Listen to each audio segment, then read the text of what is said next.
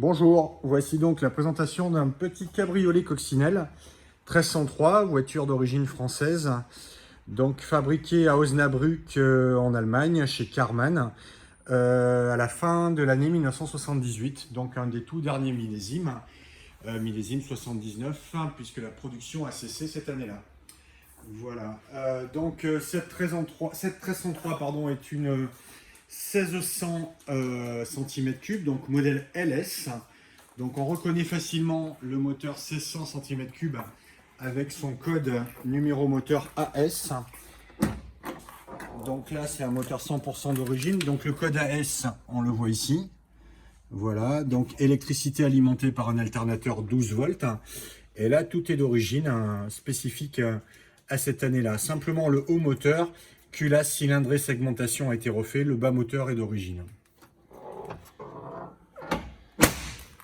Voilà, donc pour le reste, c'est une voiture qui est très saine en carrosserie, qui n'a pas été restaurée, simplement repeinte une seule fois, je pense. Donc on notera quand même quelques petits éclats de peinture, notamment sur les montants de porte ici. Voilà, mais tout est d'origine, la serrure également. Et alors ce qui est important sur un cabriolet, puisqu'il n'y a pas de toit rigide, c'est de bien contrôler les alignements de porte. Ici c'est le cas, puisque les alignements sont bien droits et parallèles. Et quand il y a une déformation, forcément ça se voit au niveau des portes. On voit également que les portes ferment très facilement comme au premier jour.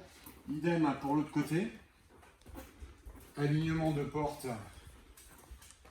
très bon ici. Et fermeture de porte. Voilà. Les longerons, on peut la regarder ici, ne sont pas du tout déformés.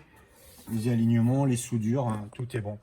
La sellerie, elle, est également d'époque. Alors, la particularité du modèle LS, le L, c'est pour luxe, le S, c'est pour sport. La partie luxe concerne, entre autres, les appuis-têtes, le recouvrement de tableau de bord. L'autoradio qui est d'époque est un autoradio également d'origine, un Blaupunkt.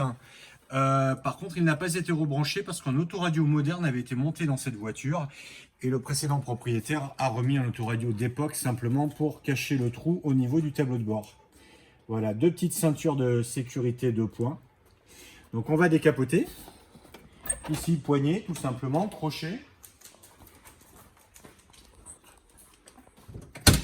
Idem de l'autre côté. Il y a juste à lever, à baisser comme ceci, et on est décapoté. Voilà, c'est comme ça qu'elle est quand même le plus agréable. Alors le coffre à l'avant. Petite manette dans la boîte à gants. On appuie sur la manette. Le coffre s'ouvre ici. Voilà. Et le bac de roue de secours est en dessous. Alors, parmi les petits reproches de carrosserie, ici il y avait une rayure qui a été reprise. Alors, je ne sais pas, peut-être quelqu'un qui avait chargé quelque chose dedans. Donc, il y a une petite retouche au pinceau. Et on voit qu'il y a la même en face. Ça correspond. Alors, est-ce que c'est quelque chose qui a frotté? On a une petite cloque très localisée ici sur le devant du capot. C'est pas méchant. On peut éventuellement le traiter ici en atelier. C'est vraiment une petite pointe, vraiment, on va dire une pièce de 1 centime, même pas. Voilà.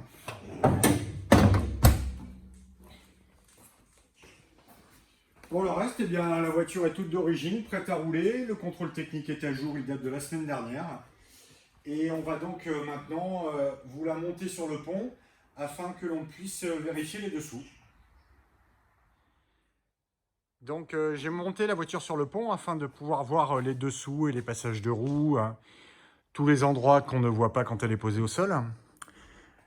Donc voilà, en partant de l'avant, donc comme c'est une 1302, 1303, eh ben, suspension McPherson, comme sur les Golf, à ressort indépendant. Voilà, des deux côtés. Direction à crémaillère, qu'on aperçoit ici avec les soufflets. Voilà, donc les longerons tout du long, ici, voilà, qui sont en bon état. Ici, on aperçoit un tout petit peu d'écaille, c'est le vieux Blackson, qui doit dater de l'année de la voiture, 1978. idem pour ce côté, autre longeron. Voilà. Les planchers n'ont pas de déformation. Ils sont tous encore au noir de châssis, pas de perforation. Boîte de vitesse. Et moteur. Échappement. Voilà. Concernant les passages de roues, donc là, nous avons arrière droit. L'arrière gauche. Essayer de mettre un petit peu de lumière.